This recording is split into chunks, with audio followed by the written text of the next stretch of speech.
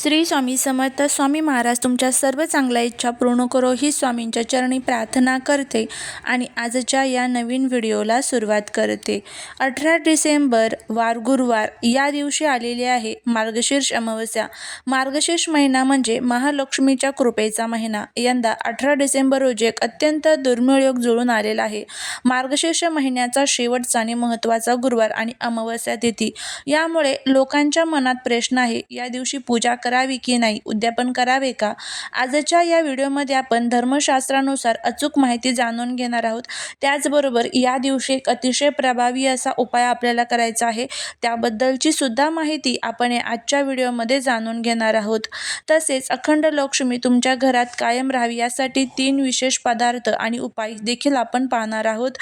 तर हा व्हिडिओ जर तुम्हाला आवडला तर व्हिडिओला लाईक करून शेअर करा. चॅनलवरती नवीन असाल तर सबस्क्राईब करा आणि कमेंटमध्ये श्री स्वामी समर्थ लिहायला अजिबात विसरू नका, जेणेकरून स्वामींची तुमच्या कुटुंबावरती, मुलांवरती अगदी भरभरून अशी कृपा होईल.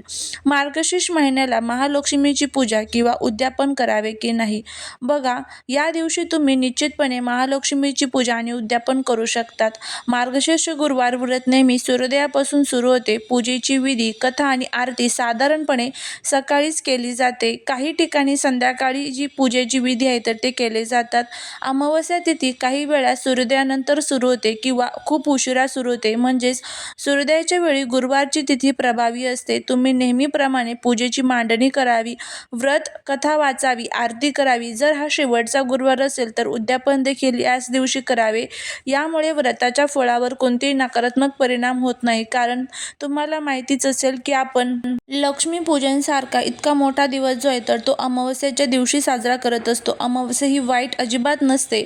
फक्त या दिवशी नकारात्मक शक्ती आहेत ना तर त्या जास्त प्रमाणात ॲक्टिव्ह असतात. त्यामुळे जितकी सेवा आपल्याला आपल्या घरामध्ये करता येईल तितकी करण्याचा आपल्याला प्रयत्न करायचा असतो. गुरुवार, मार्गशीर्ष आणि अमावस्या हे दोन्ही योग एकत्र आल्याने हा दिवस अत्यंत प्रभावी ठरतो. अमावस्येला पहाटे उठून तीर्थक्षेत्राच्या पाण्याने किंवा गंगेचे जल मिसळलेल्या पाण्याने स्नान करा. गुरुवारी नेहमीप्रमाणे महालक्ष्मीचे आव्हान, पूजा, व्रत कथा वाचावी.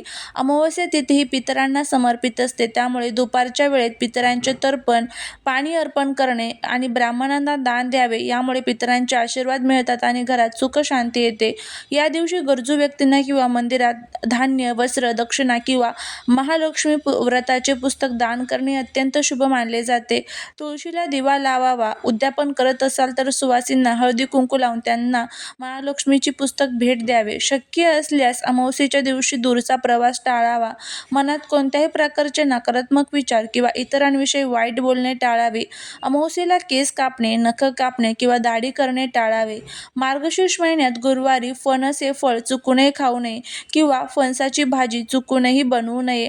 हे 3 पदार्थ नैवेद्य बनवून खाल्ल्यास माता लक्ष्मीची अखंड कृपा ही आपल्यावरती होत असते. त्याचबरोबर या दिवशी दुहेरी योग जो आहे तर तो जुळून आलेला आहे. गुरुवार प्लस अमावस्या असल्यामुळे देवी लक्ष्मीची सेवा विशेष फलदायी ठरते.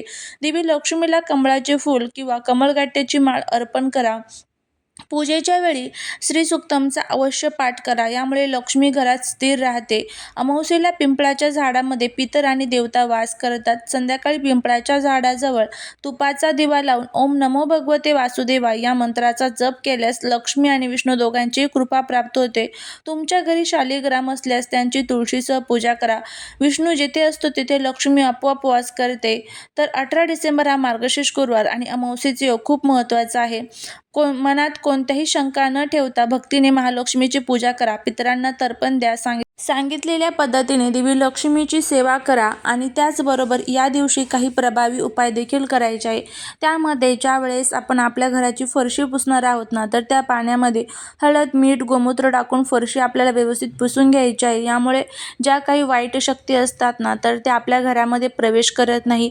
त्याचबरोबर या दिवशी काहीतरी दान आवर्जून करा. मग तुम्ही अन्नदान, वस्त्रदान, गोदान जे तुम्हाला यथाशक्ती तुमच्या सामर्थ्याने दान करता येईल ते दान करण्याचा प्रयत्न जो आहे तर तो करा. आपल्याच घरामध्ये अंघोळीच्या पाण्यामध्ये थोडेसे काळे तीळ आणि गंगाजल मिसळून तुम्हाला स्नान करायचं आहे. मार्गशीर्ष महिना हा भगवान श्रीकृष्णाला आणि भगवान विष्णूंना समर्पित असतो. त्यामुळे या दिवशी घरामध्ये व्यंकटेश स्तोत्रम, लक्ष्मी गायत्री मंत्र, विष्णू गायत्री मंत्र, त्याचबरोबर गजेंद्र मोक्ष स्तोत्र ह्या सर्व स्तोत्रांचं आणि मंत्रांचं पठण आवर्जून करा. आपल्या उंबरठ्यावरती देवी लक्ष्मीची पाऊलं जे आहेत तर त्याची रांगोळी काढा. आपल्या मुख्य दरवाजाला आंब्याच्या पानांचं तोरण बांधा आणि माता लक्ष्मीचं व्यवस्थितपणे स्वागत करा. संध्याकाळी पूजा करून व्यवस्थितपणे उद्यापन करा. ज्यांना संध्याकाळी टाईम नसेल त्यांनी सकाळी उद्यापन केलं तरीही चालेल. तर अशा पद्धतीने ह्या छोट्या छोट्या गोष्टी ज्या आहेत तर त्या आपल्याला अमावस्येच्या दिवशी करायच्या असतात. या गोष्टी ज्यावेळेस आपण अमावस्येला करतो त्यावेळेस त्याचे जे फायदे आहेत तर ते नक्कीच आपल्याला होत असतात. आता त्यानंतर हा जो प्रभावी उपाय आहे तर तो आपल्याला करायचा आहे. बघा आपण काय करतो, खूप कष्ट करतो, मेहनत करतो, पण तरी त्या कष्टाचं मेहनतीचं जे फळ आहे तर ते आपल्याला मिळत नाही. घरामध्ये आलेला पैसा घरामध्ये टिकत नाही. सतत घरामध्ये अडचणी, अडथळे आणि भांडण जे आहे तर ते होत असतात. आणि ज्या वेळेस अमावस्या तिथी, पौर्णिमा तिथी आपल्या जवळ हे तिथी येतात त्यावेळेस आपल्याला घरामध्ये खूप मोठ्या प्रमाणामध्ये हे दोष जे आहे तर ते जाणवत असतात. आणि त्यामुळेच या सर्व गोष्टींपासून आपल्याला जर दूर व्हायचं असेल तर त्यासाठी या छोटे छोटे उपाय, छोटे छोटे सेवा मनामध्ये कुठेही किंतु परंतु न ठेवता जर केले तर नक्कीच आपल्याला त्याचा जो फायदा आहे तर तो होत असतो. लक्ष्मीची अखंड कृपा तुमच्या घरावरती राहण्यासाठी हा प्रभावी उपाय आवर्जून करा. आपल्याला कोणता उपाय करायचा आहे तर आपल्याला आपल्या घरामध्ये या दिवशी हे 3 पदार्थ जे आहेत तर त्यातला कोणताही एक पदार्थ तुम्ही जो आहे तर तो बनवून देवीला नैवेद्य दाखवून घरामध्ये खायचा आहे. यामुळे नक्कीच तुमच्या सर्व अडचणी ज्या आहेत तर त्या दूर होतील. तर आता कोणते 3 पदार्थ आहेत तर ते आपण बघूया. त्यामध्ये सर्वात पहिला जो पदार्थ आहे ते म्हणजे खीर. तांदूळ आणि गूळ, साखर जे गोड पदार्थ लक्ष्मीला प्रिय असते. तांदूळ हा अक्षय धान्याचा स्तोत्र आहे. खीर बनवून नैवेद्य दाखवल्यास धनधान्याची वृद्धी होते. गूळ आणि साखर जे आहे तर ते शुक्राचे प्रतीक मानलं जातं आणि खीर बनवल्यामुळे शुक्र आणि देवी लक्ष्मीची जी युती आहे तर ती तयार होऊन आपल्या कुंडलीमधील पैशांच्या अडचणी ज्या आहेत तर त्या दूर होत असतात. त्यानंतर पुढचं म्हणजे गोड शिरा करा, म्हणजेच रव्याचा प्रसाद. गुरुवारी दत्तगुरूंचा वार आहे. शिरा बनवण्याची आणि तो वाटण्याची प्रथा आहे. शिरा बनवून महालक्ष्मी आणि विष्णूला नैवेद्य दाखवावा. यामुळे घरातून दरिद्रता दूर होते. त्यानंतर तिसरा जो पदार्थ आहे ते म्हणजे हरभऱ्याचे म्हणजेच चण्याची उसळ. देवी लक्ष्मीला हरभऱ्याचे दाणे प्रिय आहेत. हरभऱ्याची सात्विक उसळ म्हणजे जिरे न वापरता नैवेद्याला बनवल्यास घरात धान्याची कमतरता कधीच भासत नाही. शक्य असेल तर कांदा लसूण नाही घातला तरीही चालेल. तर अशा पद्धतीने हे 3 पदार्थ, पहिलं म्हणजे खीर, दुसरा आहे गोड शिरा आणि तिसरा आहे हरभरा म्हणजेच चण्याची उसळ. तर हे 3 पदार्थ जे आहेत तर ते बनवून खाल्ले तर नक्कीच आपल्या घरामध्ये ज्या काही अडचणी आहेत, दुःख आहेत, संकट आहे तर ते आपल्याला दूर होताना दिसून येईल. त्याचबरोबर या दिवशी घरामध्ये सेवा करा आणि माता लक्ष्मीला प्रसन्न करण्यासाठी जे उपाय सांगितलेले आहेत तेही करा.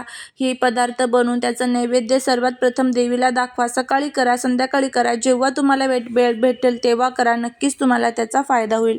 चालेली सेवा ही महाराजांच्या चरणी रुजू करते. जर तुम्हाला हा व्हिडिओ आवडला असेल तर लाईक, शेअर आणि सबस्क्राईब करायला विसरू नका. भेटूया पुढच्या एका छानशा नवीन व्हिडिओत एका नवीन माहितीसोबत. श्री स्वामी समर्थ.